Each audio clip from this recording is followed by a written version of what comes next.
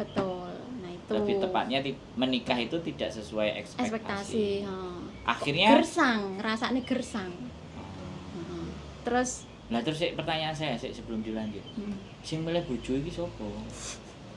Ya sing milih bojo ya saya sendiri. Tapi kenapa kok setelah dijalani gersang? Apa memang menghitung dan prediksinya nggak tepat? Nah, prediksinya nggak tepat. Padahal awal kenal itu oke, kenal itu nyambung, seiman. Terus tahu orangnya ya oke, maksudnya orangnya kan yo gak begidasan. Orangnya yo oke, kalem, Tapi setelah menjalani visi kok cocok. Sebelum menikah.